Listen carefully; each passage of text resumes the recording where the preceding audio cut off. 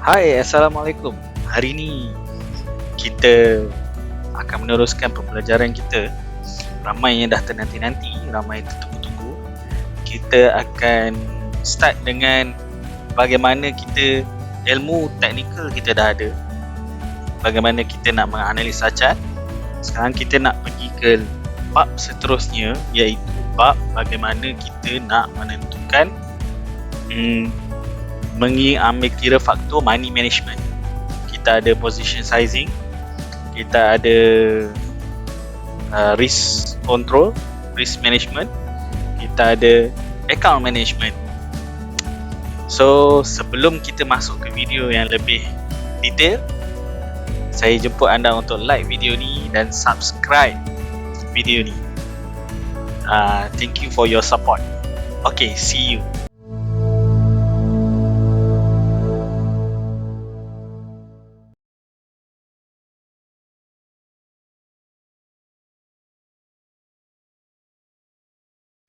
So kita dah masuk bab 4 dan bab 5. Bab 3 hari tu saya tak buat secara official, tapi saya buat secara webinar. So boleh tengok balik video sebelum ni. Video sebelum video ni ada dua video. Video Q&A, question and answer, and video webinar.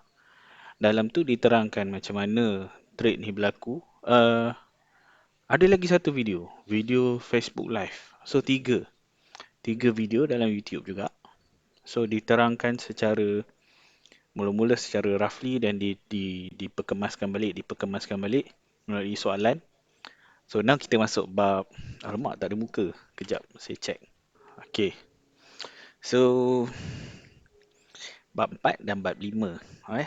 Bab 4 sebenarnya merangkumi psikologi. Kemudian psikologi ni satu benda yang subjektif sebenarnya.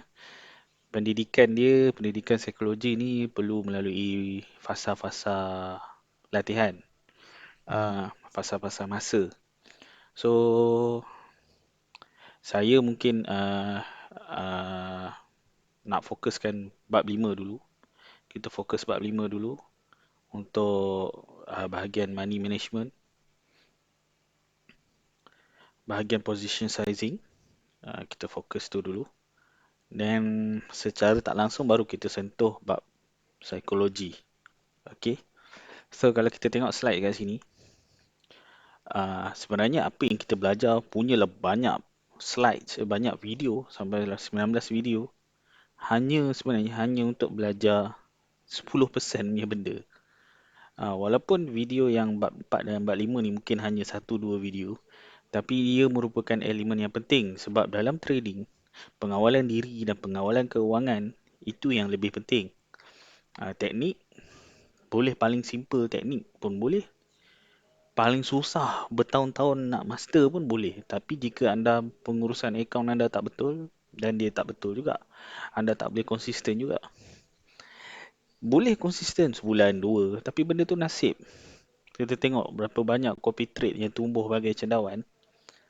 PAM, saya sendiri pun dah terkena. Kononnya nak passive income sebenarnya. Bukan tak nak trade sendiri. Kita nak passive income sebab saya ada buat bisnes lain. Saya fokus dengan bisnes takaful. At the same time, saya trade. So, kadang masa tak ada. So, saya fikir untuk dapatkan passive income. Tapi setelah 2 kali kena copy trade, 3 kali. Satu daripada Sifu tersohor dalam Malaysia, copy trade dia. Yang ke laut juga. Yang kedua, daripada PAM, 3 tahun. 3 tahun. Tersadung juga. Dan yang terbaru ni, yang semua orang pun tahu, 4 tahun.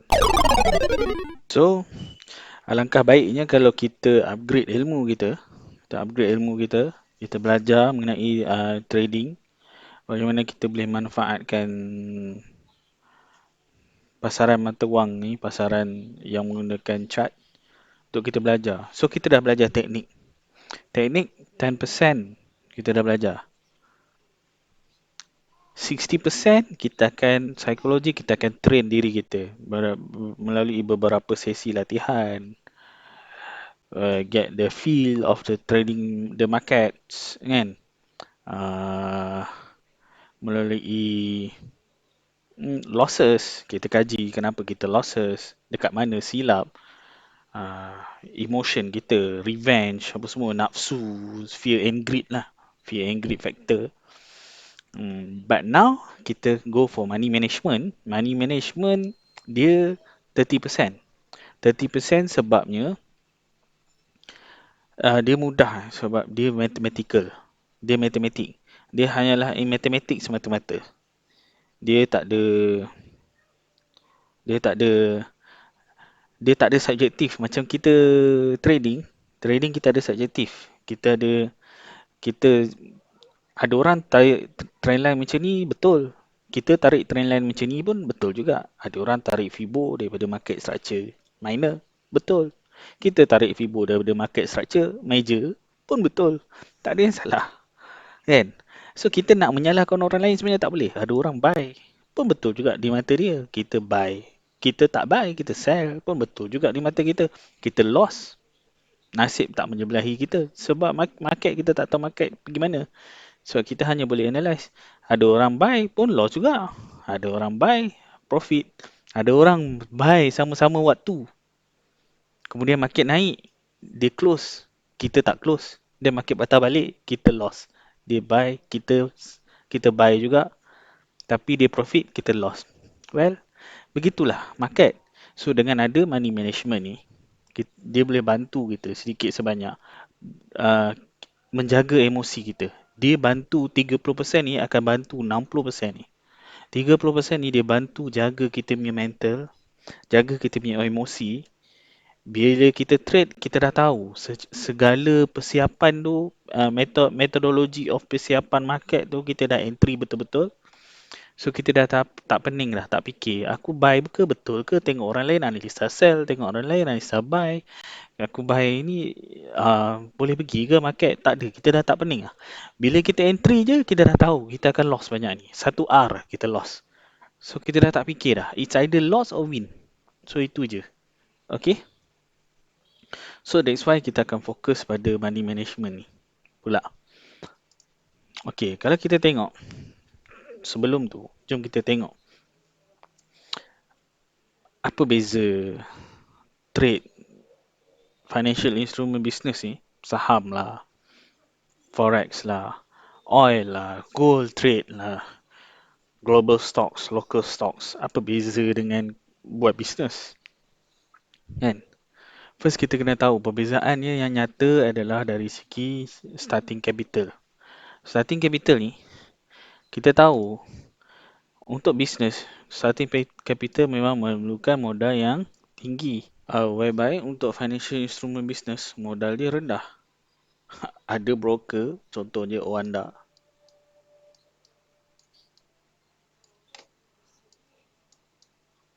Oanda dia terima serendah $10 deposit. $10. Even contoh macam broker yang saya trade, contoh FX Premise, pun rendah juga. Bawah $100. Tapi optimum $100 lah. Okay. Untuk broker lain yang saya guna, Robo Forex. Robo hanya RM RM50. RM50 dia bagi bonus lagi. Dan deposit RM50 tetap dapat bonus lagi. Okay. So modal dia di kategori rendah. Nak bisnes ni kena banyak. Nak sewa kedai saja dah 3 bulan deposit. Kan? Satu sewa kedai katalah 1,800, 2,000. Dah ada 6,000. 6,000 ni kalau masuk dalam ni dah ada lebih kurang equivalent tu 1,000 plus USD. 1,000 plus. Rendah. Dikira rendah. Okay. Komitmen masa pula bisnes, kita memang ada yang retail, kita baru belajar retail, kita boleh buat part time. Tapi once company tu dah berkembang, kita nak buat full time. Dan masa retail pun kita perlu bekerja keras. Sebab ada kelebihan dia conventional business ni. Jadi dia memerlukan masa. Sedangkan trading hanya ikut bila masa kita ada. Kita ada sesi malam. Macam kalau bukan waktu PKP, MRO ni kan. Kita ada malam je balik kerja. Trade lah malam. Kita ada tengah malam je. Anak dah tidur. Trade lah tengah malam. Sampai pukul 5 pagi boleh trade lagi. Hmm. Untuk global stocks pun boleh trade lagi. Untuk bursa saham Malaysia tak boleh lah trade. Sebab dia siang je. Nampak? Kita ada banyak masa. So external factor. External factor ni dia kalau conventional business memang banyak lah. Kita perlukan itu, kita perlukan ini. Kita ada gangguan lain kan. Banyak gangguan tiba-tiba bil telefon lah, nak kena bayar printer lah, rosak lah, apalah. Kalau buka bisnes lah, staff cuti lah, staff MC, banyak. Sedangkan financial instrument business dia kurang. Dia kurang sebab dia device yang dia guna pun hanya awak dan komputer awak. Awak dan handphone awak. So gangguan dia ialah device tu sendirilah. Device tu rosak, tak ada internet, itu je gangguan dia. Unless anda fund manager lah, gangguan daripada orang. Sebab tu kalau kita tengok unit trust fund macam Public Mutual, Silver A, kita tak kenal pun siapa fund manager dia. Digalakkan untuk fund manager tidak di-expose supaya tak diganggu emosi mereka. Okey. Dan persaingan bisnes. Bisnes kita terpaksa bersaing dengan harga orang lain. Contoh berniaga. Kedai sebelah jual 20 sen pensel. Kita jual RM1 pensel. Kita terpaksa bersaing pula dengan diorang. Diorang beli bulk, kita beli sikit-sikit baru nak up bisnes. Tapi persaingan forex ni hampir tak ada. Sebab siapa yang bersaing adalah diri anda sendiri. Ada kata broker nak rogol broker, nak revenge broker. Broker dia hanya buat kerja dia. Dia hanya sediakan platform. Anda buat account ACN, dia pass order tu dekat liquidity provider. Dia ambil commission, upah. Lagi anda profit, lagi banyak, lagi anda sentiasa trade, lagi dia suka, dia dapat commission banyak. Tapi kalau anda sekali bubur, anda full margin, lepas tu terus anda MC, anda dah tak trade dah, broker juga yang rugi. Dia tak ada volume. Broker nak kejar volume, IB nak kejar volume. Kalau tak ada volume, rugilah. So, persaingan dia sebenarnya anda tak bersaing dengan broker. Anda bersaing dengan diri anda sendiri. Okey? So, seorang je persaingan. Hampir tiada, sebab tu saya tulis hampir tiada. Kalau tengok lokasi kedai memang kena tetap lah. Unless anda dah buka banyak cawangan, boleh lah. Duduk rumah goyang kaki, ada staff manage. Ni kita cerita starting. Conventional business as newbie, financial business, instrument business as a newbie. Okay? Lokasi kedai, kita dekat mana-mana lah. Ataupun orang panggil digital nomad. Asalkan digital access, kita nomad. Kita boleh pergi mana? Digital nomad. Zaman digital nomad ni, even kerja pun boleh work from home. Okay? Liquidity. Liquidity rendah. Let's say kita lah berniaga tak laku. Kita nak keluar dari, kita tak nak berniaga, nak stop berniaga. Kita nak cari orang yang boleh sambung bayar modal untuk bisnes kita tu, susah nak cari. Unless kalau kita dropkan semua price, ambil lah barang-barang kedai aku RM50. Orang nak lah. Kalau ambil lah barang-barang kedai ni, modal yang aku beli buka kedai semua, bisnes peralatan semua RM100,000. Kau ambil lah RM90,000. Agak-agak orang nak beli. Tak ada. Susah. Tapi dalam forex, katalah kita dah buy $1,000, tiba-tiba kita loss $200, kita ada balance $800 kan, kita nak keluar daripada market, terpaksa keluar, cakap ush dah ni lah, aku nak cut loss lah. Kita tekan cut loss, automatic terus cut. Ada je ada je orang sanggup willing to beli kita punya losses untuk jual tu. So liquidity dia tinggi. Okay. Untung. Yang ni lah yang menyebabkan bisnes tu satu benda yang best walaupun susah. Untung dia sangat tinggi. Kenapa saya kata tinggi? Anda bayangkan, anda beli modal pen 20 sen. Anda jual satu batang pen RM1. Berapa persen? 500%. Anda jual satu batang pen yang berharga RM1. Return on investment anda, return on business anda adalah 500%. Banyak. Dalam masa 2 saat. Urusan jual beli tu. Whereby dalam financial instrument, Berapa untung tu memerlukan modal yang tinggi. Anda nak untung 500%, anda perlukan modal yang tinggi. Anda nak untung daripada 20% dari modal, contoh dia, anda nak trade guna 20%, tak boleh. Anda nak trade guna $1.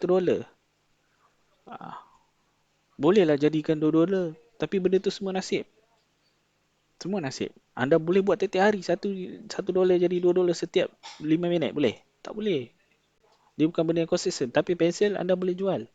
Pensel setiap 5 minit buat promo, anda boleh jual. Jual.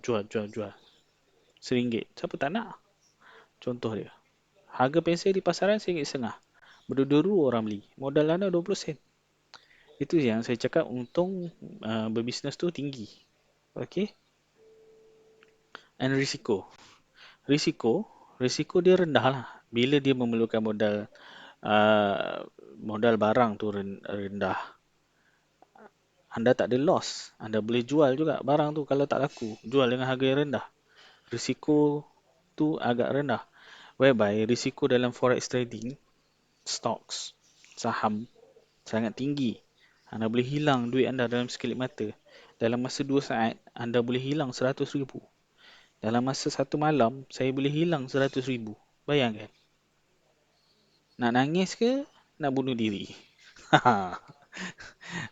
Saya baik ada agama. Kalau tak dah tak ada dah.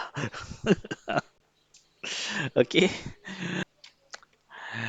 Sambungan lagi. Analisis. Dalam trading, anda perlu analisis. Anda perlu buat strategi bisnes, strategi marketing. Perlu ada dalam trading. Sebab trading, anda kena trade as a business. Beza dengan berjudi. Saya tak nak bahas hukum halal haram. Anda boleh buat due diligence anda sendiri. Hukum asal perniagaan, apa yang kita buat ni ialah harus.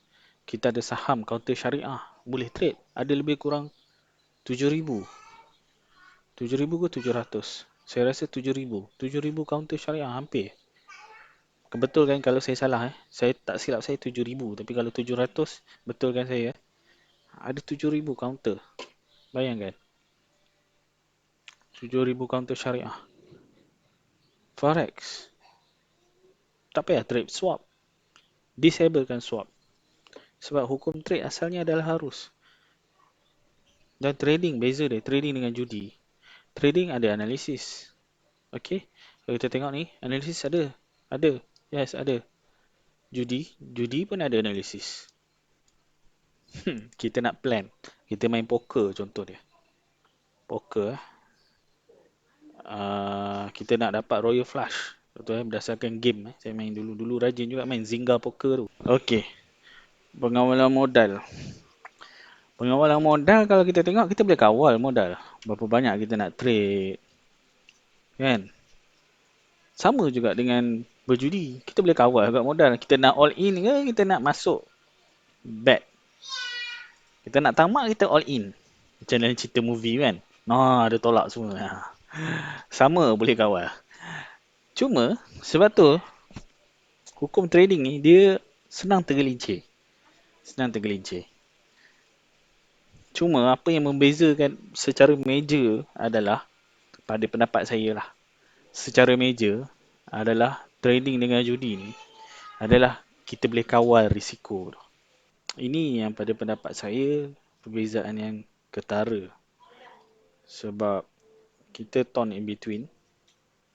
Bila kita torn in between, perbezaan antara dua ni yang ketara adalah pengawalan risiko. Okey.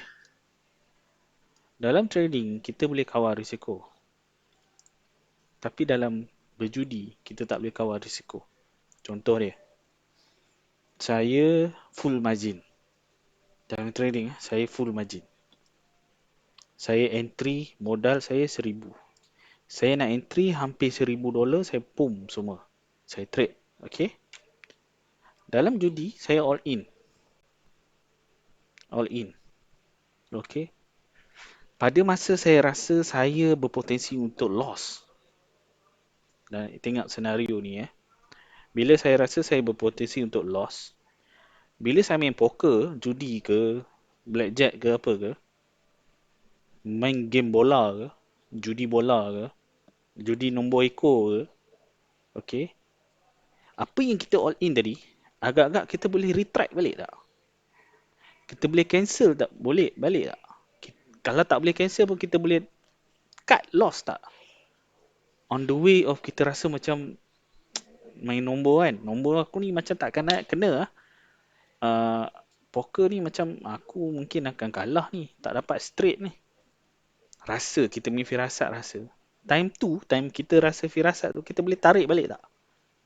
Kalau dalam judi kita tak boleh tarik. Apa modal yang kita dah all in on the table, kita tak boleh. Apa yang kita dah beli nombor, kita dah bayar, tak boleh. Main game bola, kita dah gamble, tak boleh. Kan? Tapi dalam trade, kita boleh cut loss. Kita boleh tarik balik.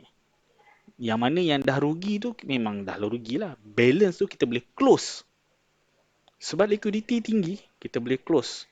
Kita close direct terus. Okay?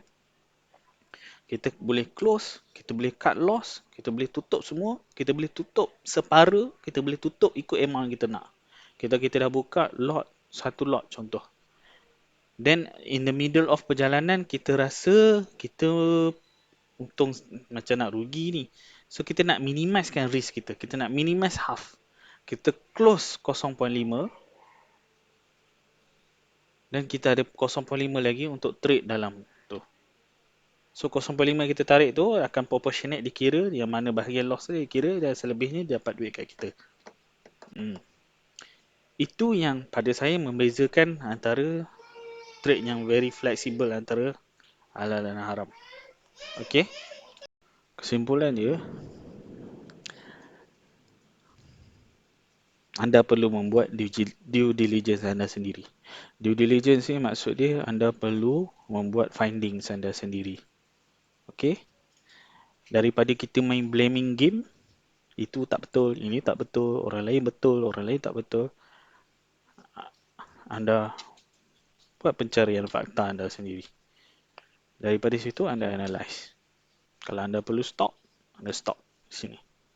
Tapi jangan lupa, ilmu yang saya share boleh guna untuk counter saham syariah. So tak ada benda untuk anda argue. Saham syariah boleh guna. Kita tengok next slide. Okay. Sekarang ni saya nak point out apa masalah-masalah secara psikologi ni, masalah-masalah trader. Masalah-masalah trader saya dah senaraikan dah. Kebanyakannya, majorly, kebanyakan orang, ini je masalah-masalah dia. Tak ada banyak pun. Yang first, takut. Takut. Masalah trader. Takut, betul ke salah? Oh, Alhamdulillah, hujan lebat. Alhamdulillah. Yang second adalah tamak. Ini semua emosi dalam trading. Takut, tamak adalah emosi.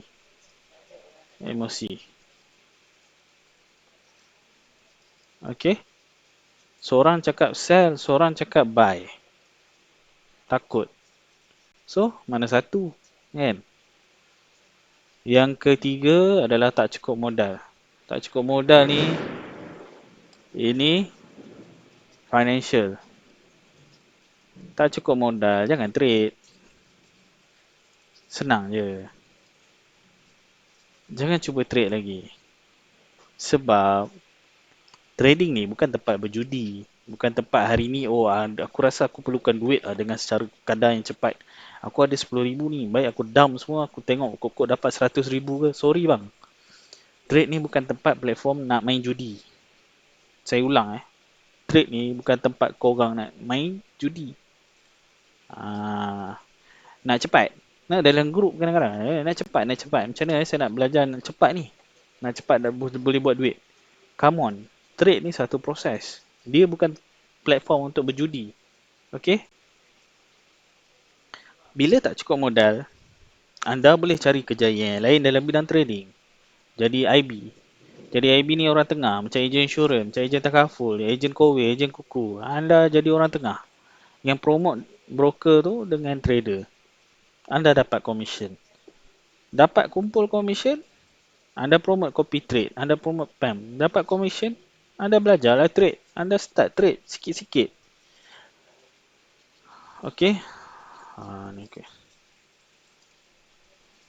Soal tu pada saya tak cukup modal ni ialah benda yang boleh solve.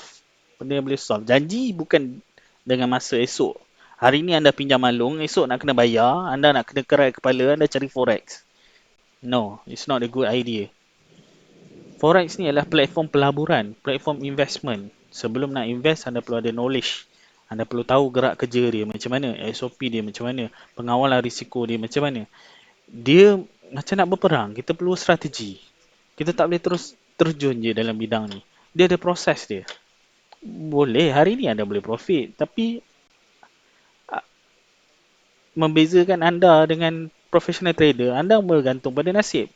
Hari ni profit anda sengih. Esok profit lagi sengih withdraw. Oh, aku dah boleh withdraw. Tapi anda takkan boleh buat 365 hari jika anda tak ada proses yang fix, proses yang tetap. Percayalah.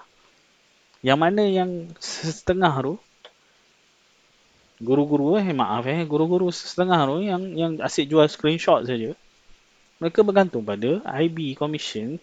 Saya tak salahkan mereka cari additional income, passive income IB commission. Tapi ada setengah tu sampai tahap ada. Yang jenis trade dia tak boleh. So dia mengharapkan IB commission dia untuk survive komitmen dia. Tak ada masalah, anda boleh belajar dari dia. Tapi dengan syarat kita ni jangan tipu orang, jangan falsifykan benda ni. Proses trading ni mudah tapi dia bukan senang. Trade is simple but not easy.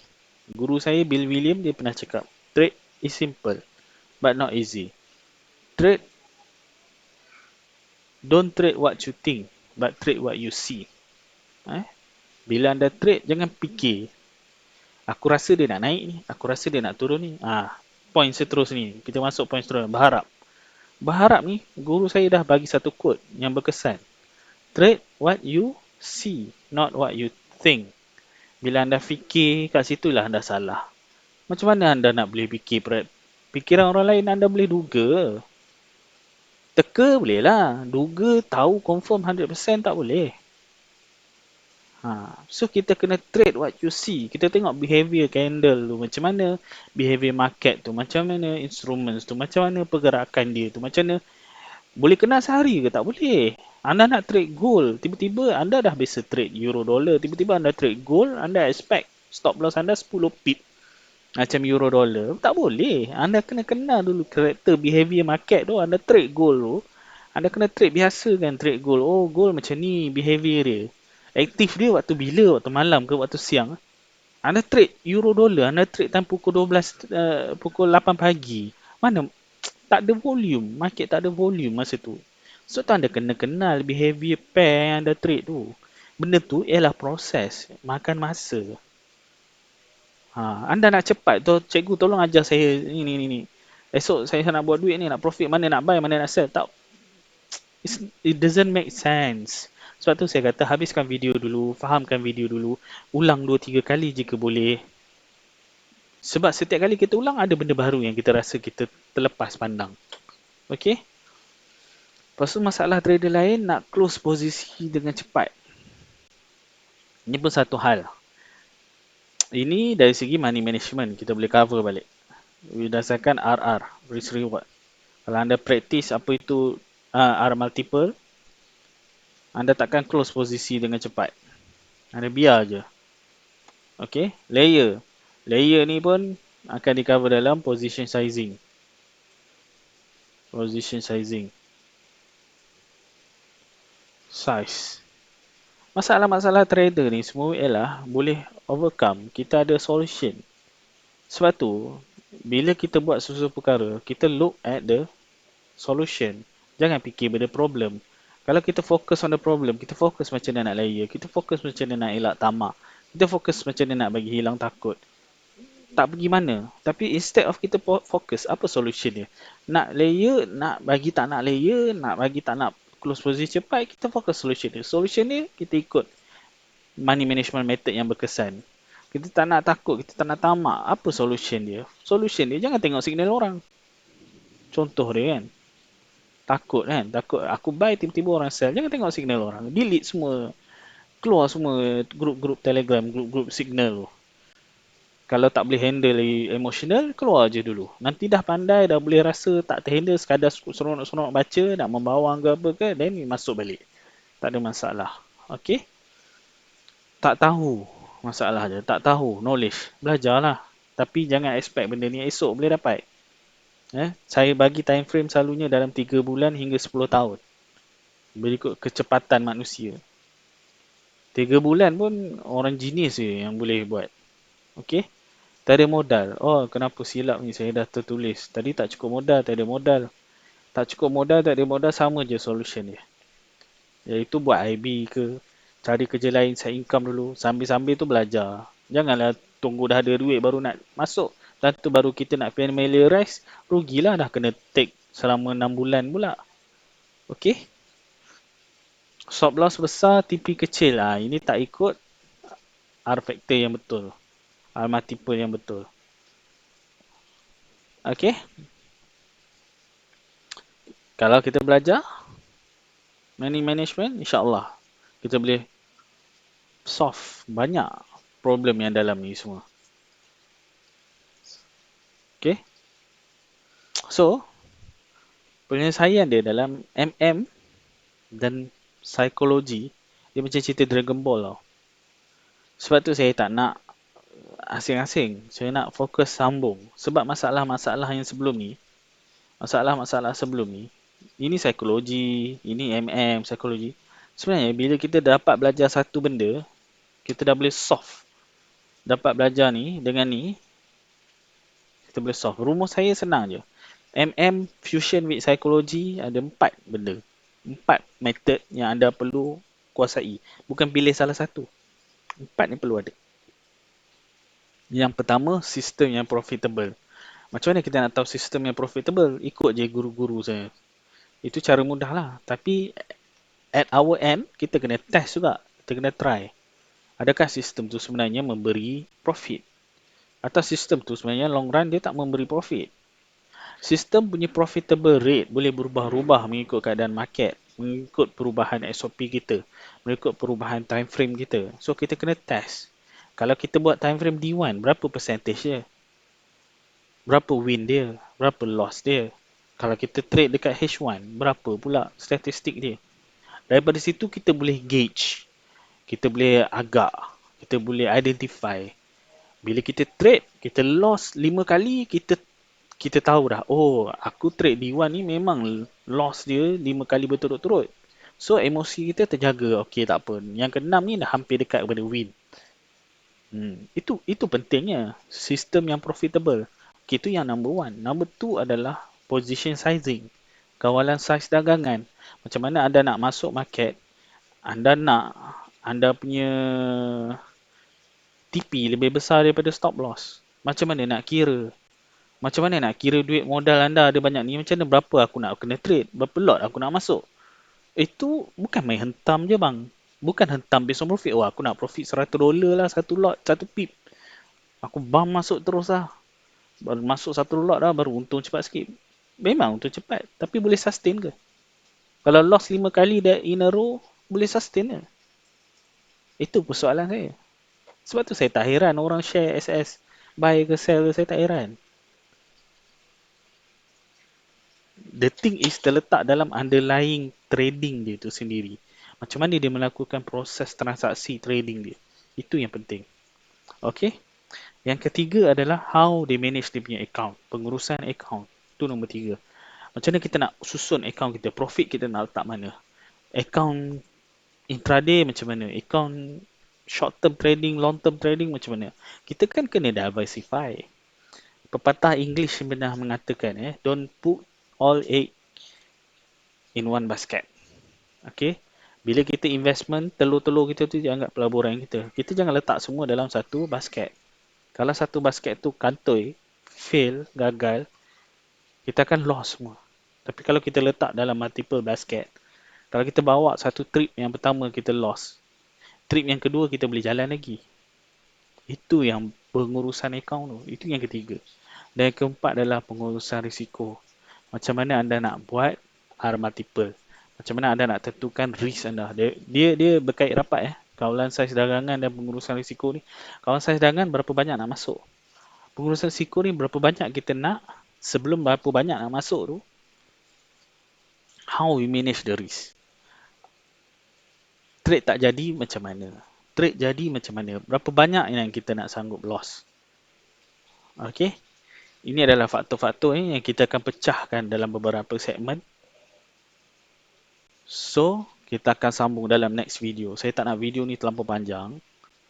So, video ni sekarang ni dianggap mukadimah lah. So, kita pecah-pecah dulu. Saya akan masuk. Dalam minggu ni saya akan masuk salah satu sistem-sistem dia. Ada 4 elemen tu saya masuk dah satu elemen. At least korang boleh belajar something minggu ni. Okay? So, see you in the next video. Okay guys, kita jumpa di next video. Jangan lupa like video ni dan subscribe channel saya. Thank you.